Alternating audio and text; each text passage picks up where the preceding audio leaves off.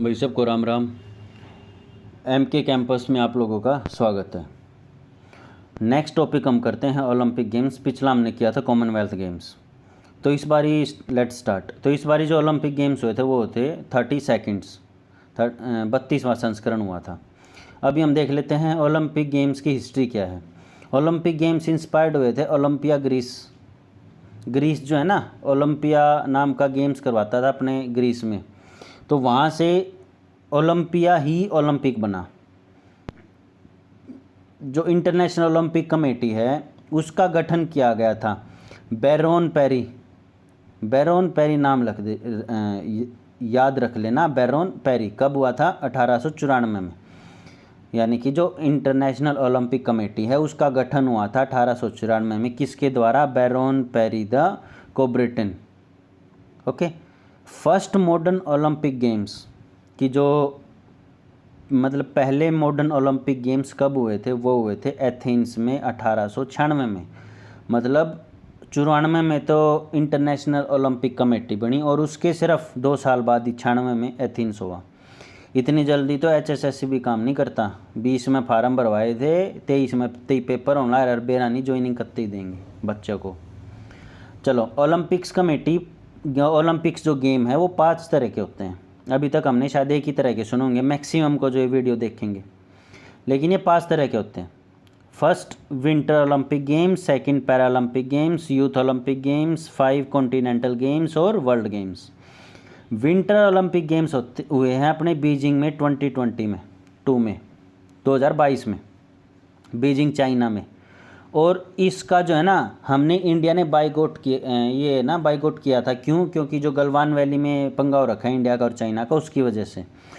Reason ये था कि जो गलवान वैली में जो सिपाही था ना मेन उनका, जिसको हमारे इंडियन सोल्जर्स ने मारा भी था, चोट भी मारी थी, 3-4 जगह उसका मुंह भी फोड़ा था, वही बंदा जो विंटर ओलंपिक गेम्स का जो मशाल होती है ना विंटर ओलंपिक गेम्स की, वो मशाल लेके और उसी ने वो मशाल ली थी और जलाई थी विंटर ओलंपिक गेम्स के बीजिंग में। तो यानी कि वो लोग दिखाना चाहते थे कि देखो हमारे सोल्जर्स तो सबसे बड़े हैं। और बाद में उन्होंने कहा कि नहीं, ये तो हमारा चाइना का सोल्जर है ही नहीं। तो उसके प्रोटेस्ट में इंडिया ने कहा कि नहीं भाई, जब आप लोग आर्मी को पॉलिटिक्स में लेके आ रहे हो तो इसी वजह से हम भी आपके शहर में होने वाले ओलंपिक्स गेम्स को बाइकआउट करेंगे।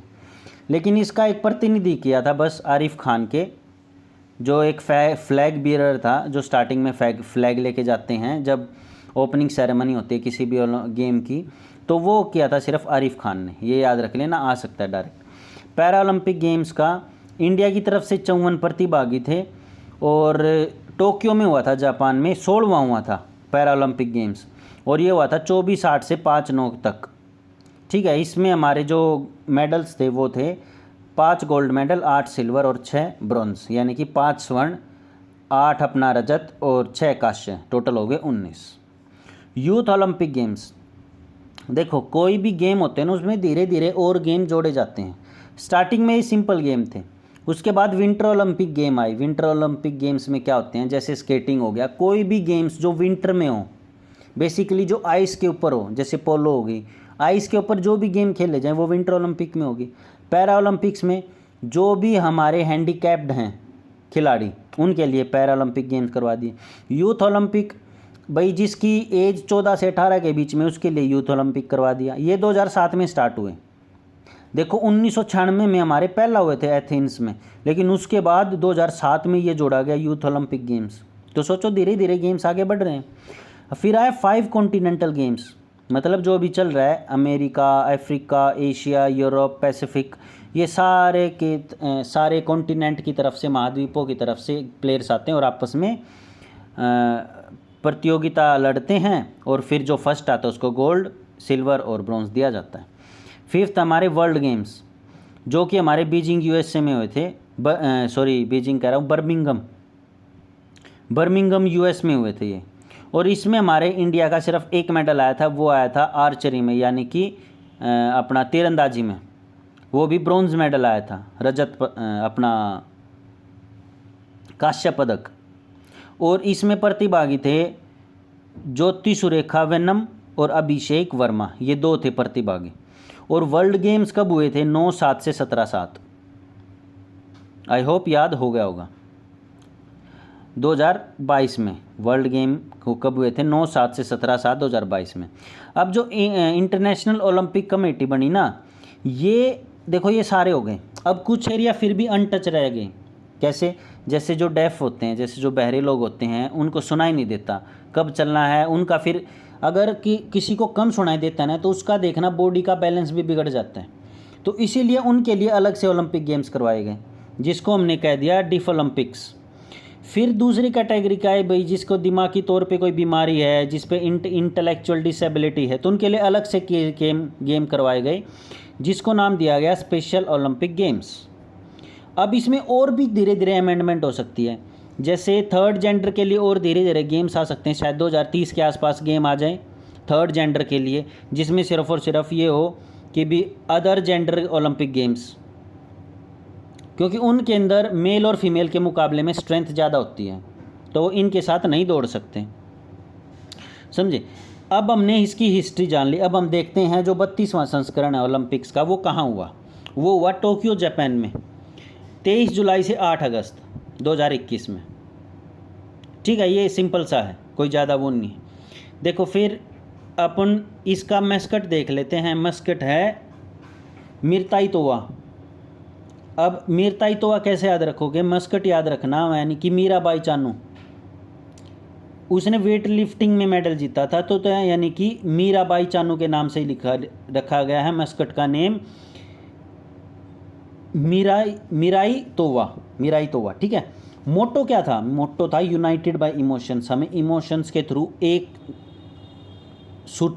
सूत्र में बंध के रहना, यानी कि यूनाइटेड बाय इमोशंस। अच्छा, थीम क्या थी? थीम थी इसकी आगे बढ़ो, आगे बढ़ते रहो, पीछे मत देखो, आगे बढ़ते रहो। Song sorry. तो ये जो गीत भी गाया जाता है स्टार्टिंग में जब ओपनिंग सेरेमनी होती है, तो गीत था लक्ष्य तेरा सामने, यानी कि लक्ष्य बिल्कुल तेरे सामने है, और ये लिखा था मोहित चौहान ने। ठीक है। अब एक और इसमें जो है ना नया मोटिव दिया गया। नया मोटिव क्या दिया गया? फास्टर, हायर, स्ट्रोंगर और टुगेदर।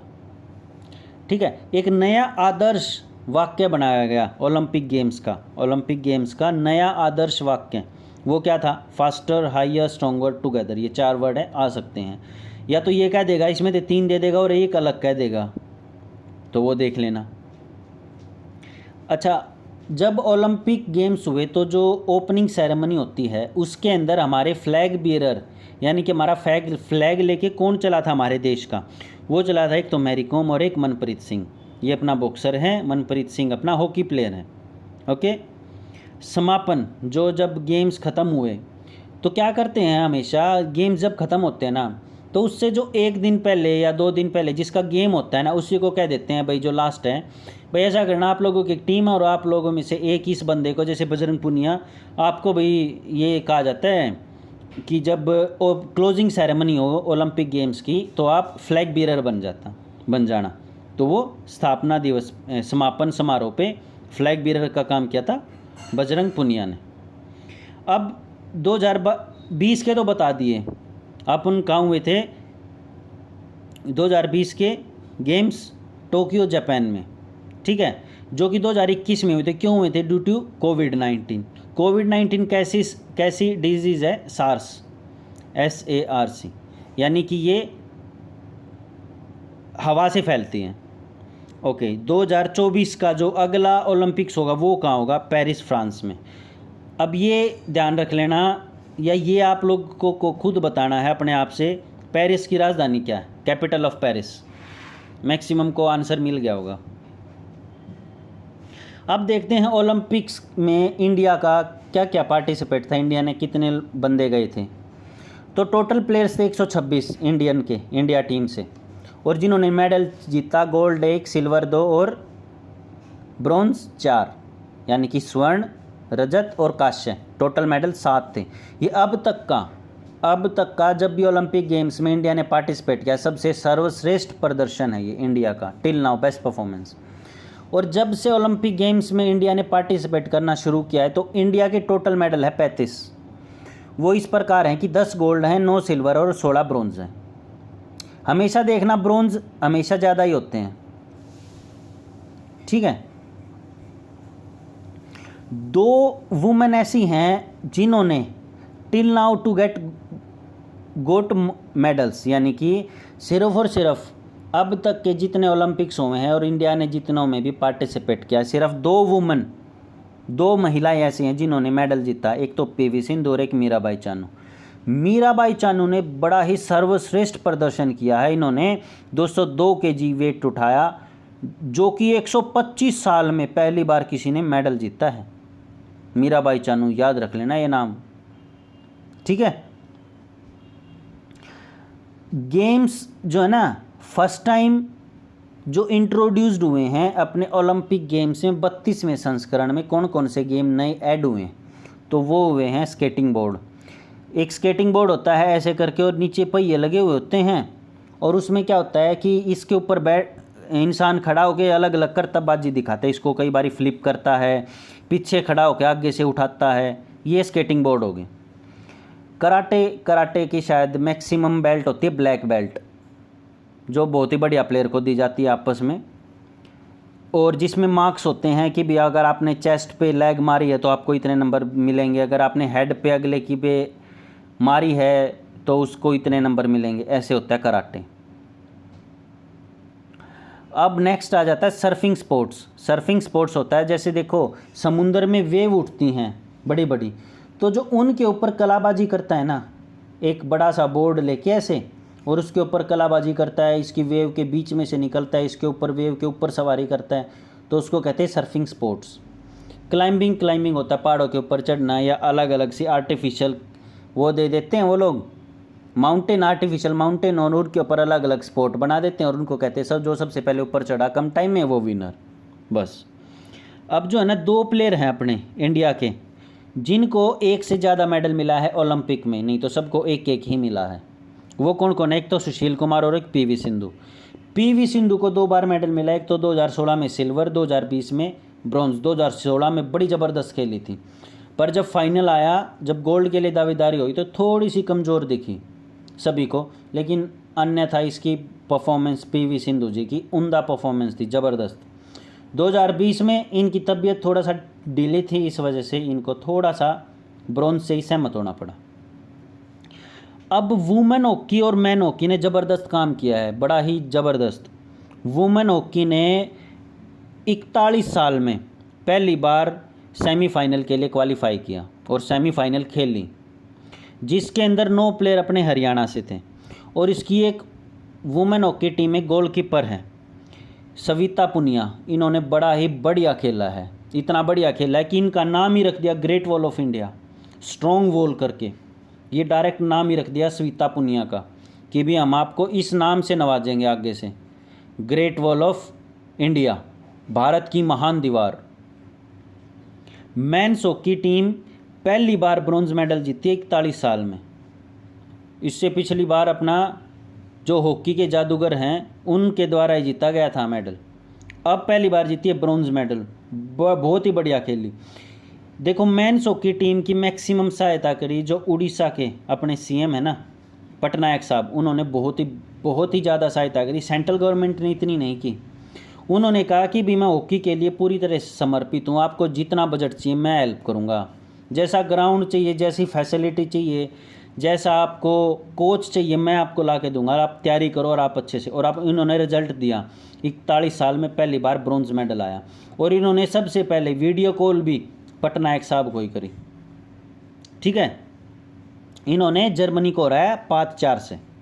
इसमें हरियाणा के 2 प्लेयर हैं, एक तो सुमित और एक सुरेंद्र, जो कि सुमित है सोनीपत से, सुमित सोनीपत एस से, सुरेंद्र कुरुक्षेत्र, ठीक है। कुरुक्षेत्र लंबा नाम है तो सुरेंद्र भी लंबा नाम है। एस से सुमित और एस से सोनीपत, ऐसे याद कर लेना। अब इस ओलंपिक्स में हरियाणा की क्या हिस्सेदारी थी, कितने प्लेयर थे?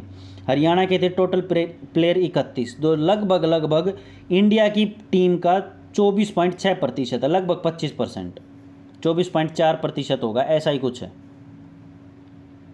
24.6% ही है, ठीक है। और इन्होंने मेडल जीते 50%, यानी कि टोटल तो थे 7 मेडल और इन्होंने जीते 3 मेडल, लगभग 50%। 1 गोल्ड, 1 सिल्वर, 1 ब्रॉन्ज। गोल्ड जीता नीरज चोपड़ा ने। नीरज चोपड़ा है खंडरा पानीपत से, जिन्होंने भाला फेंका 87.58 का, और जिन्होंने अपना जो मेडल है वो मिल्खा सिंह के नाम किया, क्योंकि मिल्खा सिंह ने जब उनकी डेथ हुई तो उससे जस्ट पहले कहा था कि देखते हैं अगर एथलीट में कोई मेडल आ जाता है तो हमारा देश बहुत ही बढ़िया कर रहा है, और हमारा देश बहुत ही बढ़िया कर रहा है। मतलब पूरे हिस्ट्री में पहली बार इंडिया का मेडल आया एथलेटिक्स में, भाला फेंक में, वो भी गोल्ड मेडल। इनके लिए स्पर्धा में केवल एक ही एक इंसान थे जो इनको टक्कर दे सकते थे, वही 4th या 5th राउंड में बाहर हो गए, जिसकी वजह से इनका कोई कॉम्पिटिटर ही नहीं था। जो इनके बाद सेकंड रैंक पे आया उन्होंने लगभग शायद 85 या 84 मीटर का ही भाला फेंका, तो वो कहीं इनके कंपटीशन में था ही नहीं। अच्छा, अब ऐसी कहावत है कि काम ऐसा करो कि सरकार आपके लिए अलग से दिन ही बना दे। तो 7 अगस्त को स्पेशल नीरज चोपड़ा के लिए दिन मनाया गया, नेशनल जेवलिन थ्रो डे, 7 अगस्त। ठीक है, ये याद रख लेना, बहुत ही ज़्यादा ज़रूरी है। देखो, और ओलंपिक्स अब की बारी ख़त्म कब हुए थे? 8 अगस्त को 2021 को ओलंपिक्स का लास्ट डे था, और यानी कि इन्होंने मेडल कब जीता? 7 अगस्त को, और उसी दिन बता दिया कि नेशनल जेवलिन थ्रो डे है 7 अगस्त को। और शायद अपना पेपर भी मेरे हिसाब से 5 या 6 अगस्त को होगा, ग्रुप नंबर 56 का, CGL का, कंबाइंड ग्रेजुएट लेवल की पोस्ट का। ओके, अब ये था गोल्ड। सिल्वर जीता रवि दहिया ने, बहुत ही बढ़िया परफॉर्मेंस, किसी को उम्मीद नहीं थी कि रवि दहिया भी कहीं लाइन में है, लेकिन सबको एकदम सरप्राइज करते हुए डायरेक्ट सिल्वर मेडल के लिए दावेदारी। नारा नारी का है, सोनीपत डिस्ट्रिक्ट, 57 किलोग्राम भार में लड़ा और बहुत ही बढ़िया लड़ा। बजरंग पूनिया जो कि गोल्ड के लिए दावेदार थे, लेकिन कुछ परिस्थिति ऐसी हुई कि वो नहीं जीत पाया, और इन्होंने ब्रोंज से संतुष्ट किया, लेकिन बहुत ही बढ़िया लड़े, अपना 100% दिया इन्होंने, क्योंकि ओलंपिक में पहुंचना ही बहुत बड़ी बात हो जाती है। तो ये 65 किलोग्राम भार वर्ग में लड़े, और ये अपना झज्जर से हैं, खुंडन झज्जर से। नेक्स्ट अब हम देख लेते हैं कि हरियाणा गवर्नमेंट हमारे प्लेयर्स के लिए क्या क्या कर रही है, जो हरियाणा के प्लेयर्स हैं। देखो, अगर कोई गोल्ड जीतता है तो उसको मिलते हैं 6 करोड़, अगर कोई सिल्वर जीतता है तो उसको मिलते हैं 4 करोड़, अगर कोई ब्रॉन्ज जीतता है तो उसको मिलते हैं 2.5 करोड़। कॉमनवेल्थ में ये 6 करोड़ थे, लेकिन अगर कॉमनवेल्थ में कोई जीतता है तो उसको मिलते हैं 1.5 करोड़, सेकंड को मिलते हैं 75 लाख, थर्ड को मिलते हैं 50 लाख। वही ओलंपिक्स में है 6 करोड़, 4 करोड़ और 2.5 करोड़ ब्रॉन्ज जीतने पे। और ब्रॉन्ज जीतने पे सीनियर कोच के लिए आप लोगों को चुना जाएगा, जो कि ग्रुप बी का ऑफिसर होता है। अगर किसी ने ओलंपिक में मेडल नहीं जीता और सिर्फ उन्हें पार्टिसिपेट किया, जैसे कि अपन जो टोटल प्लेयर्स थे ना इंडिया की तरफ से, वो तो गए थे 126, ठीक है, तो मेडल कितनों ने जीता? सिर्फ 7 ने। तो यानी कि लगभग 119 बंदे तो रह गए ना जिन्होंने कुछ भी नहीं जीता, और उसमें से कुछ हरियाणा के भी थे। तो उन लोगों को 15-15 लाख मिले जो हरियाणा के हैं। और अगर सब ने प्रिपरेशन करी कि भी मैं ओलंपिक्स के लिए क्वालिफाई और मैं प्रिपरेशन कर रहा हूँ, तो उनको मिले 5-5 लाख रुपए। और जो वुमेन हॉकी टीम है जिन्होंने 41 साल बाद सेमीफाइनल के लिए क्वालिफाई किया, उनको मिले 50-50 लाख रुपए। अगर किसी को वीडियो पसंद आए तो लाइक कर देना, और अपने दोस्तों को बताना कि एक टीचर है जो फ्री ऑफ कॉस्ट पढ़ा रहा है। आप उन लोगों ने कंबाइंड ग्रेजुएट लेवल का CET के पेपर का सिलेबस जो इकोनॉमिक एंड गवर्नेंस है वो कंप्लीट कर दिया, इन्वायरमेंटल स्टडीज़ है वो कंप्लीट कर दिया, जिसके अंदर इन्वायरमेंट से रिलेटेड सारे टॉपिक कवर किए हैं एकदम अच्छे से, इन डेप्थ। अब आप लोगों को करना ये है, टेक्स्ट बुक से अपने पेपर लगाओ, और मेरे हिसाब से कोई भी प्रॉब्लम नहीं आएगी आप लोगों को। अगेन, अगर वीडियो पसंद आए तो लाइक कर देना, चैनल को सब्सक्राइब कर लेना, और घंटा अगर है लास्ट साइड में वो घंटी बजा देना, ताकि पेपर से पहले आप लोगों का कुछ फ़ायदा हो सके और आप लोग ये करंट अफेयर कर सकें। देखो, करंट अफेयर आएंगे, हरियाणा जो जीके है ना वो है 20 नंबर की। अब ये मत सोचो कि 20 नंबर की सिर्फ थ्योरी आएगी हरियाणा जीके में से, नहीं, 20 नंबर भी डिस्ट्रीब्यूट है, लगभग 12 से 13 नंबर की थ्योरी आएगी और लगभग 6 से 7 नंबर के करंट अफेयर्स आएंगे। तो ये करंट अफेयर मैं लगभग 20 दिन में कंप्लीट करवा दूंगा पेपर से पहले, ये बात याद रख लेना, ठीक है। और मैं ट्राई करूंगा अपना 100% देने की कि मैं कंप्यूटर भी लेके आऊँ, क्योंकि कंप्यूटर की 10% वेटेज है, बहुत ज़्यादा है, थोड़ी नहीं है। ट्राई करूंगा मैं 100% की टाइम निकाल के आप लोगों के लिए कंप्यूटर की भी क्लास ले करके आऊँ। सो यहीं पर विराम देते हैं अपने लेक्चर को, and all the very best and signing out.